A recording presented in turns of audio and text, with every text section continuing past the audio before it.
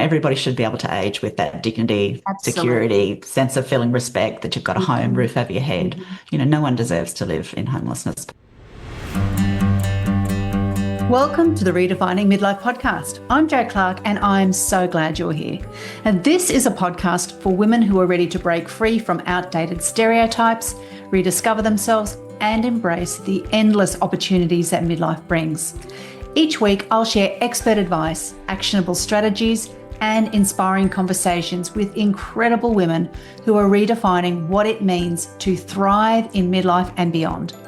From health and wellness to reigniting your purpose and passions, this is your go-to podcast for feeling empowered, supported, and seen. And midlife isn't the end. It's your time to shine, rewrite your story, and create a life that you truly love. So let's get started. Welcome to episode 148 of the Redefining Midlife podcast. Today, we're having a conversation that simply isn't being talked about enough, but it absolutely needs to be. Homelessness among older women is a shocking and growing problem, not only in Australia, but also around the world. And the truth is, it can happen to any woman, even those who have done, in inverted commas, all the right things. Now, women in midlife and beyond are particularly vulnerable due to a range of circumstances. Lower retirement savings or superannuation, time taken out of the workforce to care for others, including children, older parents, lower paying jobs, job loss, illness, divorce, the death of a partner, or simply the rising cost of living while renting privately. Now, in today's episode, I'm joined by Alison Gray, who is an executive officer for Sharing with Friends, which is a Brisbane-based organisation that's developing innovative co-housing for older women.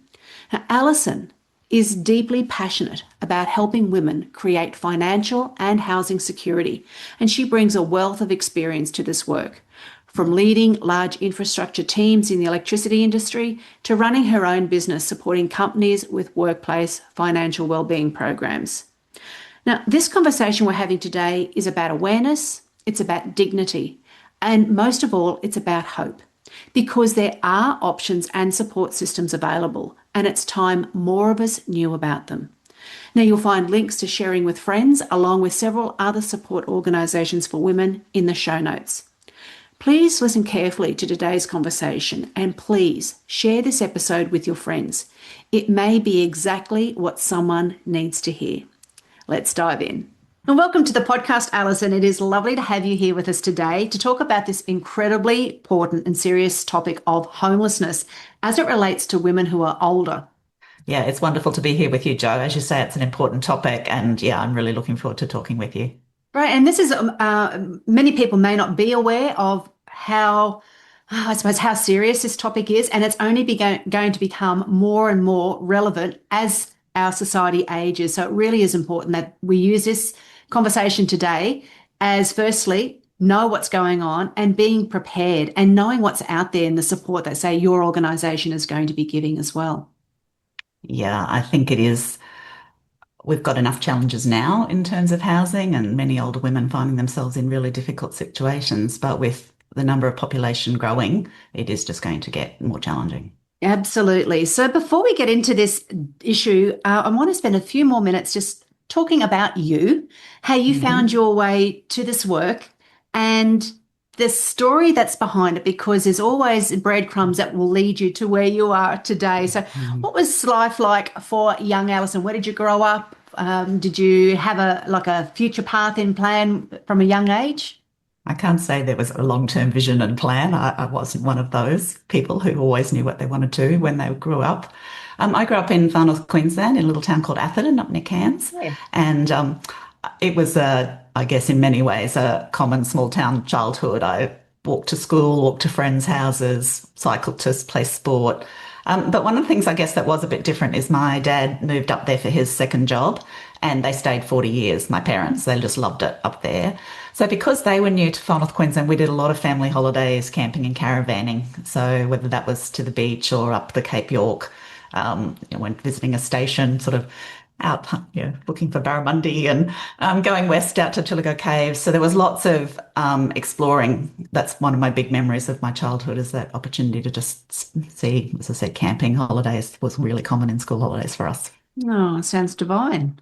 And then I suppose after that, I went to Denmark as an exchange student at 17, straight after high school. And that opened my eyes from Wow. that small town out to the bigger world. Okay, so just And reverse back. Denmark is not often a place that comes up no, for exchange. So why on earth Denmark?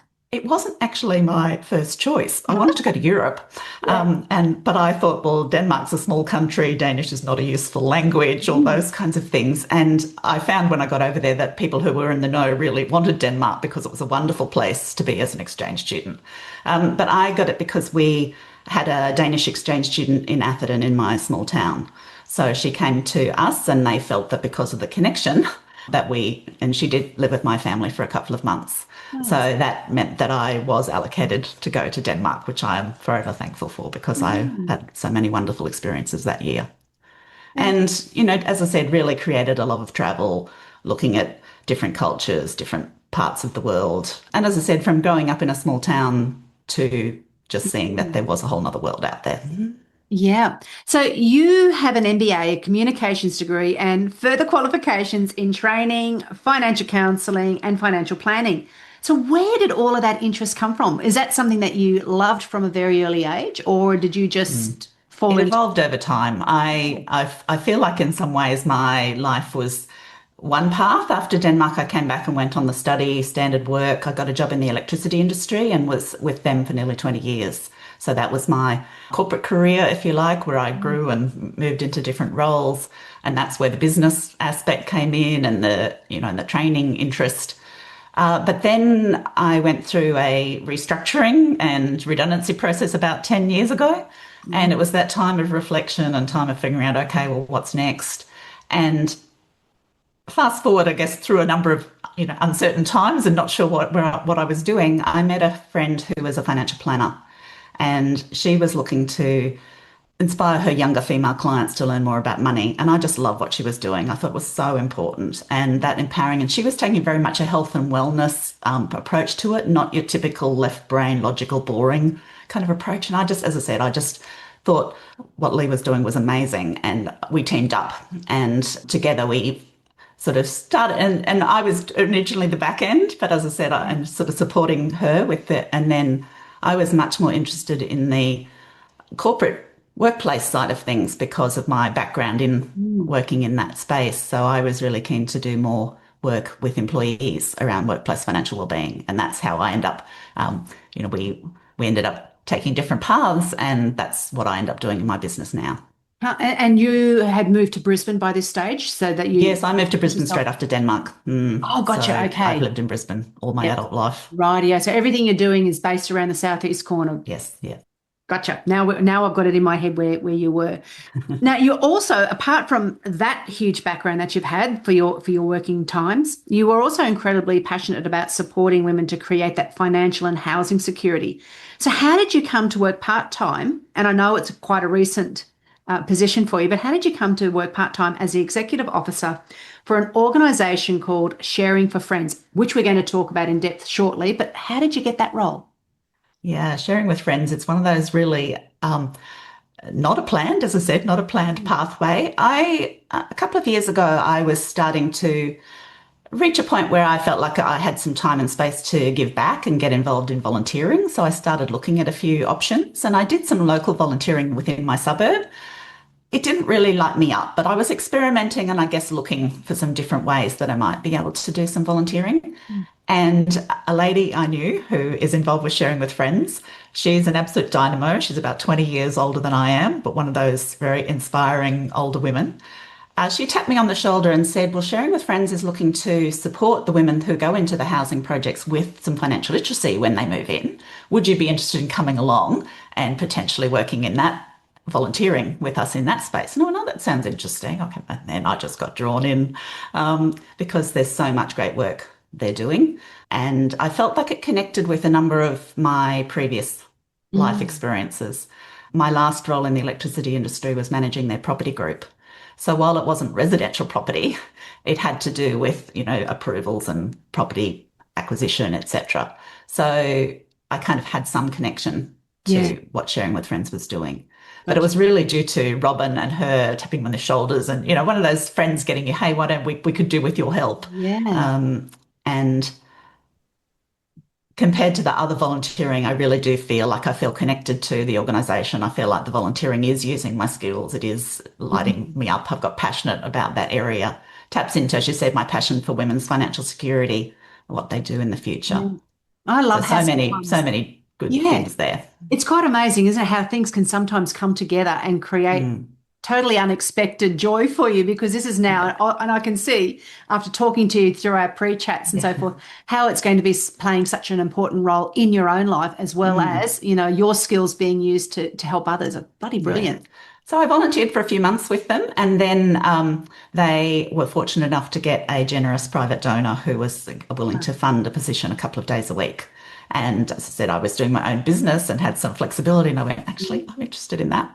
So I have started with them now in a paid capacity. Yeah, good on you. So how, like, it's part-time. So how many hours a week do you? About 15 hours a week, but that's it always stretches more because, as I said, I started volunteering and I'm passionate about it. So, I'm willing to Yeah. contribute some more of my time and energy Well, as good well. on you, Alison, Mm, because that's such an important part is that we can use as especially when time frees up a little bit more as you get older, yeah, the demands of of everybody life, else yes. lessens. You can devote things that might light you up. So it's wonderful Mm, that you're able to use those skills that you've got. Good on you. yeah. Love hearing Mm, that. So this mm, is going to lead us to the focus of the episode. So in Australia, we've got a shocking problem. And just for the listeners, here are some numbers for context. You shared with me a report from 2020. So again, we're talking back in time, which was based on data from the 2016 census. So again, that's nearly 10 years old, that mm, data, that 405,000 women aged 45 years and over are estimated at being at risk of homelessness. That just blows my mind. mm, So that includes 165,000 women aged between 45 and 55 and 240,000, sorry, 240,000 women aged 55 years and over. And you also shared that older women over the age of 65 are the fastest growing cohort of homeless in Australia, and that single older women who do not own their own home are at risk of housing stress and homelessness. mm. Yeah, It's staggering, isn't it it? is staggering. How in God's name do we get to this place? So Mm, I'd really love for you to talk and use all of the knowledge and the skills that you've got in mm, educating us about how it happened, why it's happening, and the sorts of things. What are we going to do about it? Because it involves not just yeah. policy changes on all levels of government, but also society change. The societal changes Mm, need to happen. So yeah. you've got the floor. I'll hand it over to Thanks, you. Joe. And thank you for the opportunity and your willingness to raise awareness of this issue with your audience, because I think it is us, the women in midlife, who we aren't, we might hear that stat about the women, the fastest growing group of homelessness. I think there is growing awareness of that. It's something I certainly knew. As I said, I've only been in my role sort of 4 or 5 months. And I think I was a little bit aware of that, but I wasn't aware of the scale of the problem going forward. I think that's one of the things we talked about, the ageing population. We do have more recent data, but I sent that one to you because I found that when I was new to coming into this, a really good snapshot of the situation. There's so many causes that are quite complex with anything to do with homelessness. But I think with older women, it goes right back to, our working lives in the sense of many women have interrupted either caring for family or they might be working casually part-time. So they haven't had the chance to build up therefore they might not have the superannuation. There might be some issues such as life events, like a very common scenario, divorce or health issues or things like that, that really tip people over into being okay, to where they are quite vulnerable and at risk. So there's a whole range of issues that contribute to it that are, as you said, wider system issues. They're not something that are, but then I think there's also in the context of the broader housing crisis and the rental affordability that we all know about, one thing that I think I just was not aware of is the age pension and renting. That I think that report I said to you said that there was 0.5% of rentals that are affordable on the age pension. Anglicare came out recently and said it's 0.1%. If you're a single person on the age pension, 0.1% of private rentals are affordable. So, even with all the best thing in the world, if you're working and you're housed, but you don't own your own home, when you go to retire, then, that whole rental affordability is a huge issue too. So, yeah, it's a thorny, complex issue. I think that other aspect for me is that the people we serve in sharing with friends, and we'll get into that, is the women in the middle who are not desperate. They have some modest savings. They've been working. They've had a family life, etc. But they haven't been able to buy their own home. Where they sit in this. So it is, unfortunately, our social and affordable housing at the moment is only available for people in desperate crisis Yeah. because there's not enough of it. Yeah. So if you're not in absolute desperate crisis, then accessing that supported housing is very, very difficult. I think we've got in our mind the image of a homeless person, of what that person is looking like. And on the whole, the image is it's a male person who's probably a little bit older, or young kids who are, left home homeless. They've had to leave for whatever reason. Or they're strung out on drugs or alcohol. And that's not the case for the majority of homeless. And that's what I think is, what's so important to keep in mind, that most of these women have never experienced homelessness before. But it could be, and you gave a number of scenarios, the combination of job insecurity, because as you get older, and I know a lot of women, we've talked about this on the program, on the episodes before on the podcast, that it's difficult to get work when you're an older woman, no matter how skilled and how much experience you have. Low retirement savings, which you spoke about, that's a big one because of, stopping to care for children or going part-time. Living in a private rental, so you're at the whims and the mercy of whoever owns that, should they want to sell.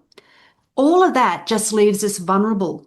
And then you've got on top of it, relationship breakups. And I can think of a couple of friends of mine who recently, because of divorce settlements, what they thought was a safe home, they had a home together with their husband, their superannuation, all of these things have then all of a sudden been cut in half. To the point where they may have to, in the settlement, may have to sell the family home that they'd always been living in. Yes. And I think that's some people I know. We will all have someone. And I've got friends in that situation too. And one of our things we're showing our friends is, we all know someone who is in that situation, who has housing insecurity. And you are so right in terms of the stereotype of homelessness, because one thing I've learned coming into this housing sector is that homelessness doesn't mean roofless. If you don't have a secure place to live, if you're house sitting or you're moving between friends and family or relatives, or, if even if you're staying with an adult child, you can also be one argument away with that child from being homeless. So, there is that challenge in terms of older women don't present as the people who, they're often called the hidden homeless, because we don't see them out in the streets. Yeah, well, nobody wants to talk about that sort of thing. If that was happening to you, it's not something you're going to start a conversation with, is it? No. And that's, I think we need to, the hidden homeless, we really do need to shine that light. And that's why I think having this discussion and having you on the show today is just so very important. And one of the other thing just on that is women, at least the little bit I've had, so is, it's common for women to blame themselves and therefore, not reach out for support or help. But it is such a wider system issue. It's not, many people have done nothing wrong. It is just the circumstances they find themselves in. And I think we need to, as you say, raise awareness of that and take some of that stigma away. Yeah. Okay, Alison, let's follow down that path that you just you opened up a door then, is to get that help and support. What sort of help and support if women are finding themselves in a situation where they go, I'm feeling really vulnerable now. Maybe I've got my home, but I know something's going to happen. Or maybe I'm in a rental and I've heard that they're going to sell. Or, I'm going to be losing my job, so I'm going to have to rely on Social Security to help me through. What are some of the things that women can do if they're finding themselves in that vulnerable position? I think it's challenging because many of the support services are overwhelmed. But I would still say reach out. There are, like the Housing Older Women Support Service here in Queensland. There's one in Victoria called Home at Last. New South Wales has a really strong Housing Older Women support network. So, reach out and at least make contact and start exploring what your options might be. Learn about what's available. I think that that's really important. So to recognise the issue and not deny it, actually do reach out, even, as I said, recognising that unfortunately it is challenging for the support to be there right now. But I think that doesn't mean we shouldn't, if you're in that situation, actually learn and understand what might be there for you. I Yeah. think another thing that,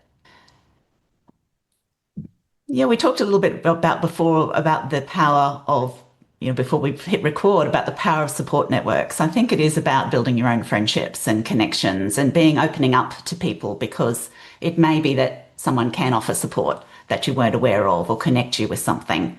And I think sometimes that reluctance to talk about it is there. Yeah. I think if you talk more broadly and wider about women who may be not in that situation at the moment, things are fine and things are going on okay, is I wear my financial literacy hat here, take control of your finances. Really think about, well, what am I doing now? Can I do anything to make myself in a better position later? Or if I'm in a fortunate financial position, how can I help other women? And we'd love you to donate to our organisation.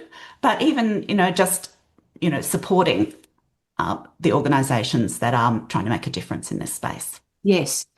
And one of the things that I think was, I looked when I was doing the research for this episode as well, on your website, on the Sharing with Friends website, there was research by Melbourne Swinburne University in a paper that they called Not Rich Enough, Not Poor Enough. Mm-hmm. And again, that's estimated with that the missing middle. I've done a podcast on the messy middle as well. The missing middle of 500,000 Australians being identified in that. So you're not poor enough to get certain help, and you're not rich enough to be able to be independent. And when you talk about knowing your numbers and having that financial literacy, what are some of the key things that women should be looking at, just so they feel that they know where they are? Are they either not rich or not poor enough, not rich enough? And is it, which bucket are they going to be in?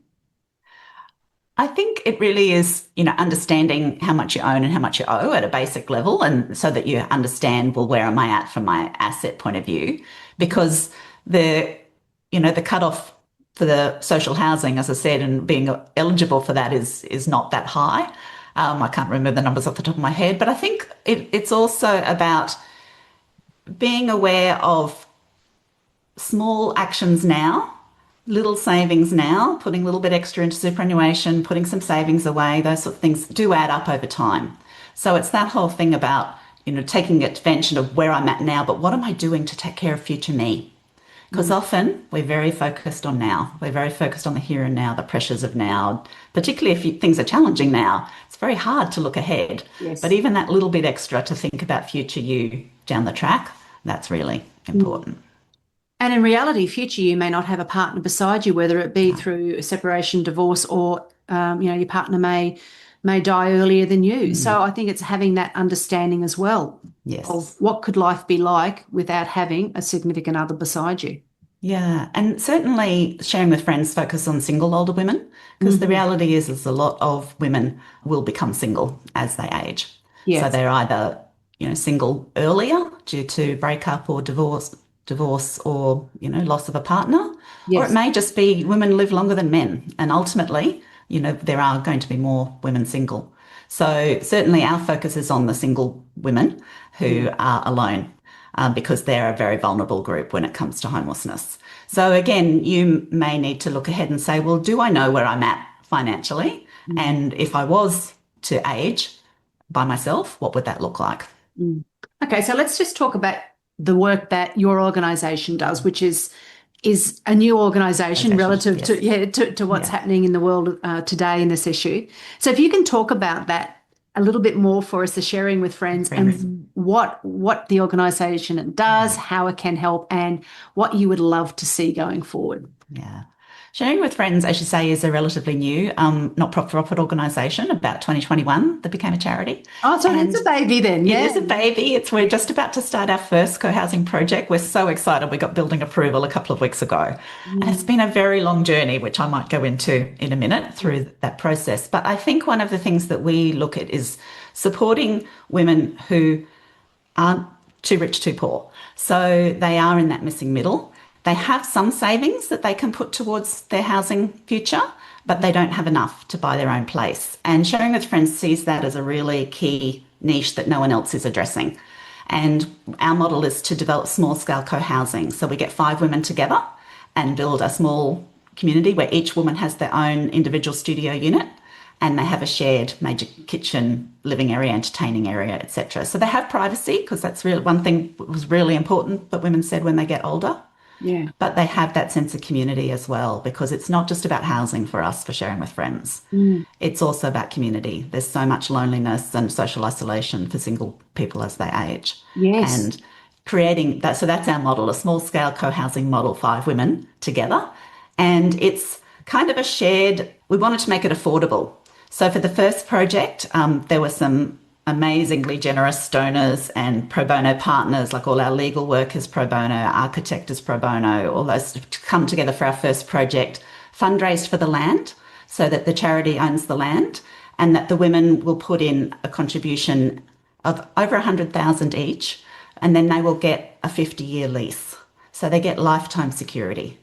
So that's one of the key differences to us and many other models out there that are about rentals. We wanted to provide women that sense of security as they get older. Yeah. Common question I get asked is what happens if they want to leave or they don't like it or they pass away or they need to go into higher care. It's a release so that you can terminate and get your money back. So obviously there's some exit arrangements around that. But one of the things as a charity, we wanted to make it fair and transparent and that women can retain as much as their capital for the next stage as they can. Yeah. And what a great model, because it's looking at the fact that, yes, we do want ownership. That's something I think, especially as Australians and probably most of the Western world, you want your own little... You want your own place. Yeah, that's right. So you've got that. You've also got that connection, which is incredibly important for our health benefits as we get older, that socialisation. So how do you get... all right, so you've got 5 people, you've got a house that looks like it's going to go ahead now that you've got the green light, which is very exciting. Exciting, yes. How do you... Our pilot project.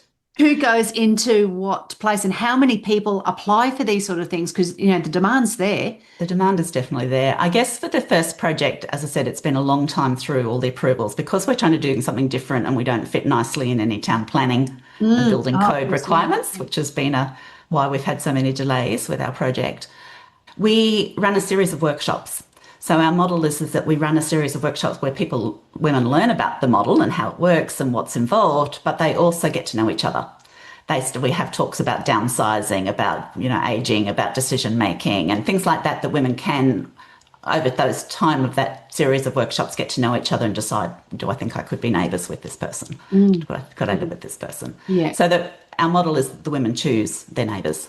Yeah. And with the first project, it was a call out on the radio and a series of workshops now a couple of years ago to go through with that. Fantastic. So have 5 women been selected? Oh, yes. We've had the first 5 women on board for so long while we've been waiting for approval. We've had the building contract signed for nearly 6 months, I think, while we've been waiting for approvals. The approvals has been a very challenging process. Okay. So go through that. So what is so challenging, or what has the organisation found so challenging? And at which level of government are we talking about? All levels, I think. All levels. We seem to get through one hurdle and then another hurdle comes up and then get through. And I think it's symptomatic of what I understand now. I'm getting into this housing sector is a problem across the housing space is that there's a lot of layers of approvals and they're not always aligned with each other. So you might get through a local government requirement and then you've got to get as I said, the building sign off and then the National Building Code and various things. It's too much to go into now, but it's been a long process and we're not quite, but we feel like we're on the home stretch now. We can see it being built. Excellent. Which is very exciting for our women who've been with us and very, waiting a long time. And they're in situations that are not secure. That's why they want to be part of our project. So it's been a big issue for them. Yeah. And so given what you've gone through now with this, the first house that you've got the green light for, does that make it easier for the next? A lot of our learnings, I think, definitely will help for the next one.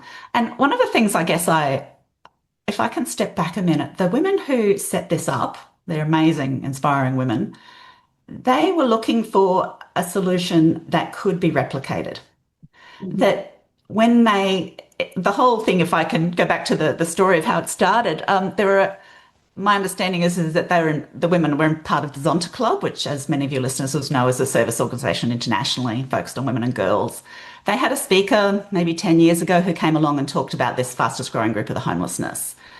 And one of the ladies, our founders told me they were just appalled, and they heard a story of a woman who in her 80s who was, no fault eviction. She was going to be had to leave her rental at 80 years old, and just that story stuck with them, and they were just appalled by that. Mm. As many things do, you just sort of think about it, mull it over. And then they had another speaker at Zonta again about the issue, talking about this aging population, this tsunami of oldest women coming through, and just said to each other, we have to do something about this. Not just someone else, you and I have to do something about this.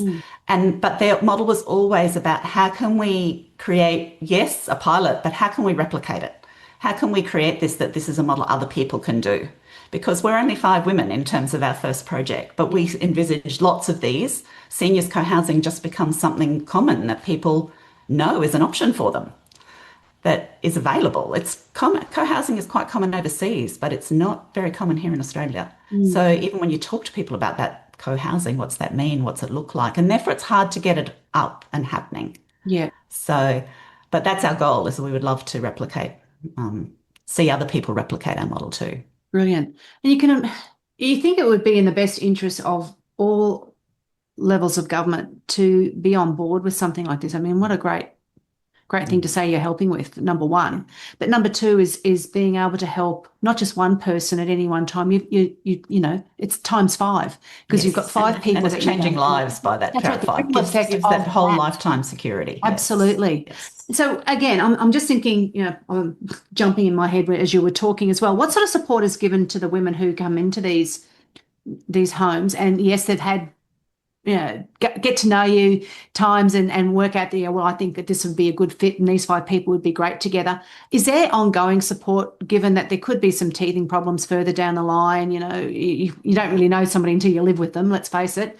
Like, is there support that your organisation has also put in? Yeah, well, I mean, we've been building the relationships with them. As I said, that we've had some women involved with us for a number of years now, and building those relationships and sort of talking to them about what support they would need. Yes. What our view, though, is we want it to be where the women see this as their home, where they lead it and they run it, and it's not a landlord overseeing things, that we want to empower them to be able to manage their own community.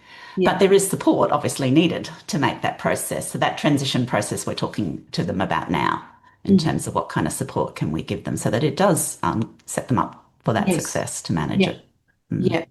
And again, I'm thinking, what are some of the barriers that you're facing? And you were saying it can be at all levels. So is it, I don't want to put you in an awkward position, because I think really you're going to be liaising some of these various organisation and government bodies. So, what can happen to make it easier for organisations like yours to set up something like that, so we don't have these constant barriers?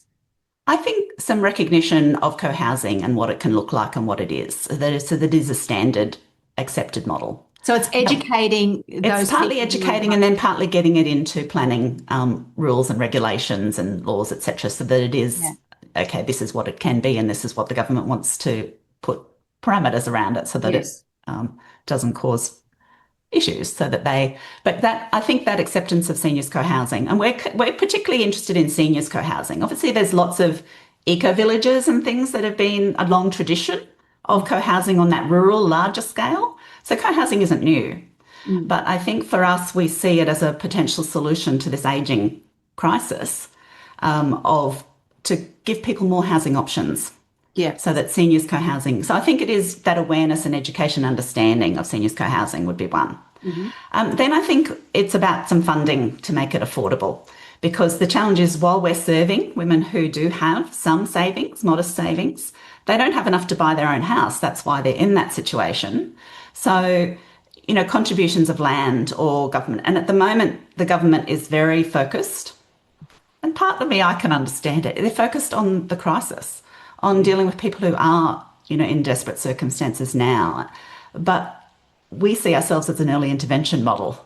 And we think, getting some more government funding and other support for early intervention models, and private donors, etc., getting involved in understanding some of these systemic issues, and how can we kind of create a model now because we're testing and we're learning. It's a pilot project, but we see this as something, if we can get that support to show what it can do and how it can work, Yeah. then it can be scaled. And you mentioned that there are a number of organisations and private entities that are helping you Mm, with getting this all together. So is more of that needed in order for something like this to, no, we yes. can't keep on relying on the same people all the time. Lovely if they can. But, for the project to grow, Yeah. more input is needed. We have definitely benefited from a great network of support. So, as I said, professional services, whether that's legal, planning approval, architectural, etc., but also, a lot of uh, private donors who want to see a solution to this problem. I think going forward, yes, we're looking for partners to partner with us, to raise awareness of the issue, to help us advocate for change, to get that happening, to actually fund some of our projects so that the women's money goes further. Mm. Obviously, if we only rely on the women's money coming in, then that's really limits who we can serve and support. But if we can get some partners to help us fund the projects and make them happen, Yeah. then that's also critical for us. So yeah, there's partners and donors across the whole levels. Um, but I think it's at the broader systemic issue, some of that recognition of early intervention requirements. Yeah. Yeah. So And yeah. so you're based in Brisbane. What about other? We sort of talked about this before I hit record, so we'll bring this up again so other people can hear. Are there there other organisations in other parts of Australia or other parts of, say, New Zealand, or most of my listeners are Australian, New Zealand based, or the UK and Mm. America? Are there things like that that are happening that you can pull on to their knowledge and their resources as well, and vice versa, they yours? Definitely, there are other people seeking to address this issue of older women's homelessness, and some of them looking at through co-housing. So, Yeah. a number of private projects that have got up in terms or looking to get developed, um, and in other states. I think we're innovative in the sense of the sort of 50-year lease model that we have, and the long-term security model that we have, and the idea of how do we actually do this on a smaller scale, but that can be replicated. Mhm. So it's a long process. A lot of people are finding it's challenging to get this kind of thing up. We're not the only ones. So we are learning and supporting each other in that Yeah. space. Yeah. As I said, there are international models as well. We've recently found one in Scotland that is also like a 5-person model. They still haven't been built either. And they're looking at more of a rental kind of model, but there's so many similarities between what they're doing and ours, so that we can kind of, as I Yeah. said, see from who's gone before us. Because you really do need that support, don't you? It's Yeah. from other people who can understand what you're going through and give their advice and what they've found Mm. works and so forth. So we're all better together if you can get that information. Can you just help me as well with like something you said earlier was with regards to, you mentioned senior. You're looking at Hmm. senior. So when you're saying senior, what age group are we talking about? Because the numbers that I shared before started from 45 to 55, 55 years and over. So what Yeah. is deemed senior? I mean, it's a fairly loose term. Yes, it is a loose term, and it's not very, yeah, there's And given no it's a definition. 50-year lease as well, I'm just thinking, yeah, I think for us, what we're looking at is looking at people who expect to retire onto the age pension. They may not be retired yet. Gotcha. And, many people are working longer if they can, for financial reasons and other reasons. So I think women are definitely at risk from 45. People need to be aware and Mm. seeing where the path they might find themselves on. Yeah. But I think we're talking women, in sharing with friends, sort of women 55 over, but who are looking at, as I said, a future where they are not going to have housing security. Gotcha. Yes. And And I think from government, etc., it is that aspect of people, like some people called over 55, some people over 65, etc. But I think if we wait until people are over 65, then it becomes too it's too late. late. Yeah, that's right. And how wonderful it would be if you knew 10 years in advance that this is an option for Yes, you to, yes, to work towards as well, rather than get to that point. And we talked about that before, get to a point where all of a sudden, oh my God, it's a crisis. I've got yeah. nothing to fall back on. So this is something really is nipping it in the bud before a problem Yeah. begins. So, Alison, do you have, and given that this is such early days for the organisation and for what you're doing, do you have an imaginary wish list of things that would make such a difference? I mean, you talked about the one set of government not looking or talking to the other and various Mm. requirements. If you could wave that magic wand, what are some of the things that you would just love to happen and occur for this to be seamless? Yeah, I think that if we could have just a recognition of the type of model we're looking at doing, this intentional community, people choosing to live together as they age, whether you call it co-housing or an intentional community or something else, that becomes something that at various levels, if I could wave a magic wand, it would be in our planning code. It would be in our government forecasts of how they're going to address the housing crisis. It Mm. would be, just part of what people talk about is to say, we want this sort of solution available. As I said, it's not for everybody living with people Yeah, in that but it's an circumstance, option. but make it available as an option. And Yeah. I think if that could be accepted as an option for people as they get older, and that it does go into, as I said, into government policy, into planning, into our building code, and we have all the details of what needs to happen to make it work, then for organisations like ours, when you come along and want to do a project, you don't have to convince, navigate, advocate, trying to Mm. get changes, you know, try and fit our model into a model it's never designed to fit in. For example, we're under planning approval in Queensland, we're being developed as rooming accommodation because that's the model that we fit under the planning. But Yeah. we don't really fit under rooming No, accommodation. no. But in order to, that's, I guess, there's, as I said, you're trying to fit a model that doesn't quite fit. So Yeah. I think for us, it's about that recognition. Okay. And what advice have you got for women who might be listening to this conversation today? And then my next part is what sort of action can we all take to make a difference? So, firstly, what's your advice to women who might be listening to this conversation? Women who might be at that vulnerable position or might be going, oh, I'm okay. Like I've got enough of a Yeah. nest egg to see me through whatever might happen. I think if you're feeling vulnerable, you see yourself in that situation, or worse, you are in that situation right now, that you don't have housing security. I would say, you know, don't blame yourself. There's a lot of system issues that have resulted in the circumstances that a lot of women find themselves in. And therefore, don't feel ashamed at reaching out for help. Contact people to find out, whether it's a financial counsellor, whether it's a housing support service, etc. So as I said, if you're in that situation, if you're not in that situation right now and you're traveling along okay, but you're worried about the future, or maybe you're in a good position, I think it is around, you know, providing what support you can to organisations like Sharing with Friends to say, is it a donation? As I Yeah. said, all donations accepted. We're a very small charity that really relies on volunteers and donations. But I think it's also around, we would love a group of people who advocate for this cause, who just whenever the topic comes up, they've informed themselves to actually be able to tell other women about this situation and what can be done. Mm. So I think it's those two paths is, reach out for help. Don't leave it till too late. If you're traveling along okay, as I said, maybe pay a bit of attention to future you. Step out of the present moment, from a financial preparedness point of view. Yeah. That's one of the things that, I and other people in this space often see is that it's human nature. We focus on the here and now. But if we think ahead a little bit, then there are small steps we might be able to do now that put ourselves in a better position. So take that control of your Yes. finances too. Yeah, great advice.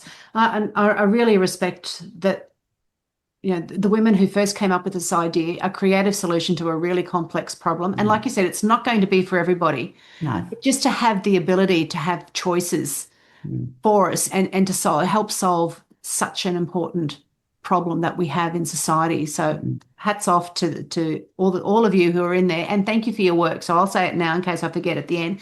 Thanks to everyone who is working in this really serious area of making sure that women who, as they get older, are feeling safe. They've got a place to stay. It's a massive, massive thing that we all need to focus Our on. vision is, everybody should be able to age with that dignity, security, sense of feeling respect, that you've got a home, roof over your head.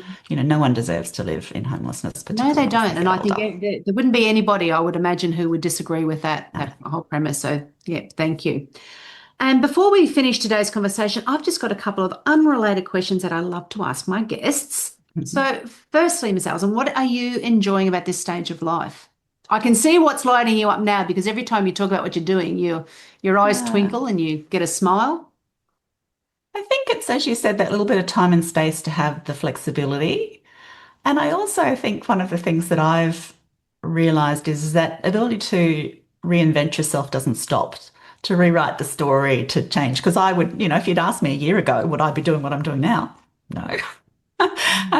Because it wasn't on my radar. It wasn't a planned move. And I think that's one of the things I'm enjoying about this stage in life now, is that ability to, I guess, go where the passion takes you. Yeah, excellent. So what are you looking forward to then in the next, say, 5, 10 years?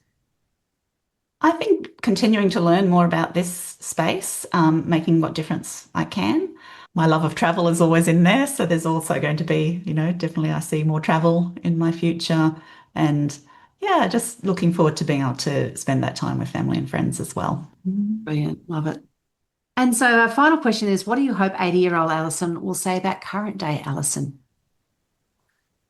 Oh, I hope she looks back and said, okay, you did well done in terms of what you did. That's what I'd love her to say. I think about that, maybe that I kept growing, that I kept exploring new opportunities, that I was willing to as I said, experiment and change and look for what might be ahead. Not let age be a limitation. That's one of the other things I've learned from the women I'm involved with in this program is many of them are, in their 70s, and I want to grow old like them. Yes. In terms of just involved, building friendships, building relationships, connected, making a difference in the world. That sort of thing is what, I would love my 80-year-old self to look back and say, yes, that's what she was like. No, I'm sure she will. And thank you once again, Alison. I've really thoroughly enjoyed this conversation, an important topic that I haven't spoken about on the podcast before. So thank you for the work that you do, for the people who are in the organisation, what they're doing, and anyone else who is working towards solving this huge problem that we've got ahead of us. And thanks to you, Jo, too, for just generally for the work you do in terms of midlife women, but also I think your willingness to shine a spotlight on some of these issues that I think we need to start talking about. So, yeah, great. Thanks for that. Pleasure. All right. Thank you so much. Bye-bye. Bye. Thanks so much for spending your time with me today. I hope you feel inspired to make the next chapter of your life the best one yet. And remember to share this episode with someone else who would love it, and connect with me on Instagram or LinkedIn at Jo Clark Coaching. All the links and the details from today's episode are in the show notes or at joclarkcoaching.com. And if you enjoyed this episode, please follow or subscribe this show on your favourite podcast app and leave a 5-star rating and review. This helps more midlife women find these empowering conversations. I can't wait to chat with you next week.